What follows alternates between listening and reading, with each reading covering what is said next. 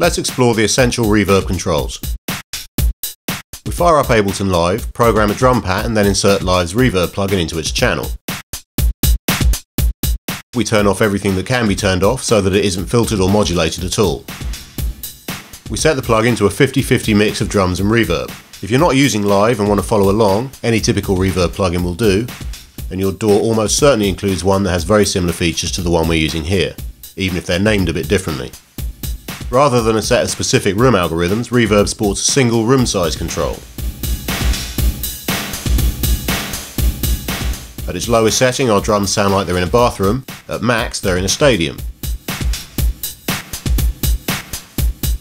The decay time sets the duration of the reverb tail, from 200 milliseconds to 60 seconds. That is, how long the reverb takes to fade away to silence.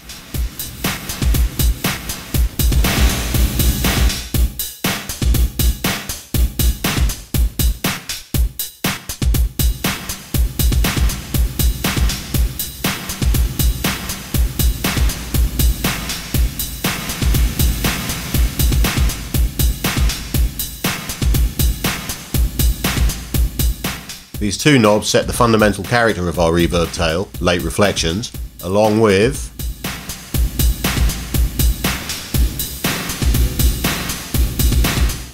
the diffusion network controls.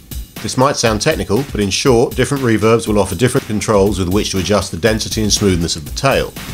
In Live's case, we have the density and scale parameters in the diffusion network section.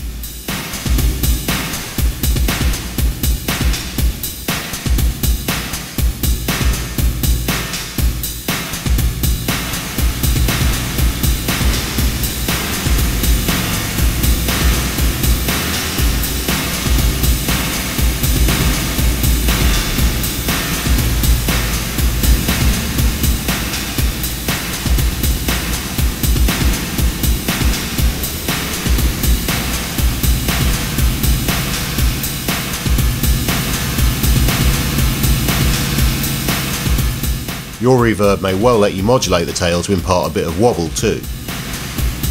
Reverb's chorus module gives control over the speed and depth of its LFO.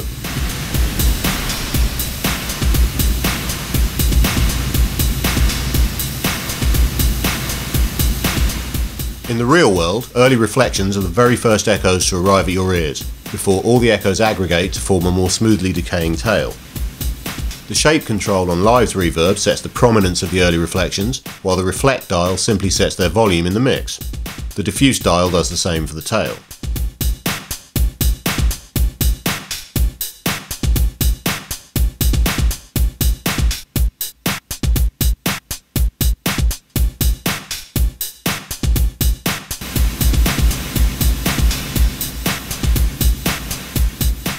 The time it takes for the first early reflections to appear is called the pre-delay, and it can be used to give transients a bit of space before the reverb kicks in and add to the impression of size with large spaces.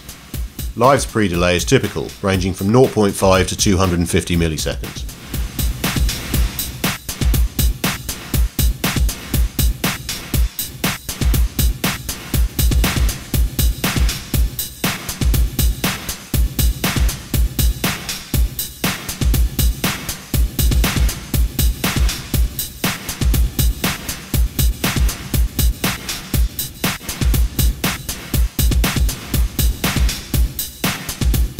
So far, our reverb has been unrestrained in terms of frequency range, but in the context of a mix you'll want to rein in the highs and or lows.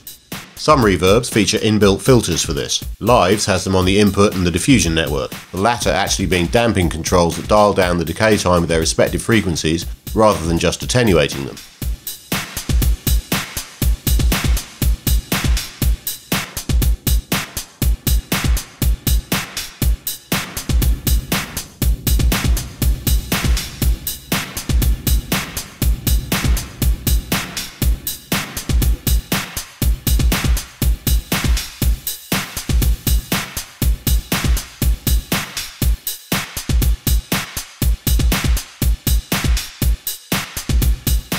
Your reverb may also have a stereo width control for narrowing or widening the signal.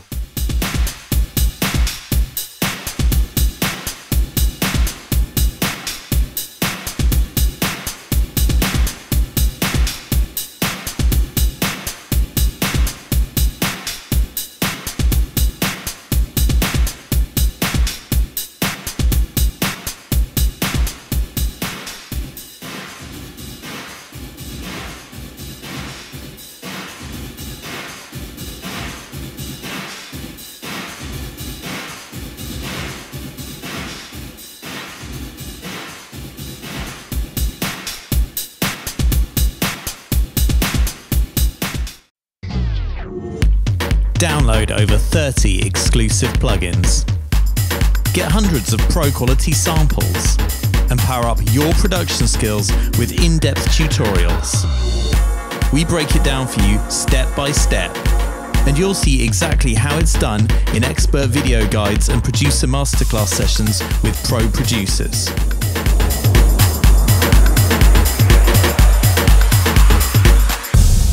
Get all this and more with Computer Music Magazine every month on iPad and iPhone, PC and Mac, Android, and in print.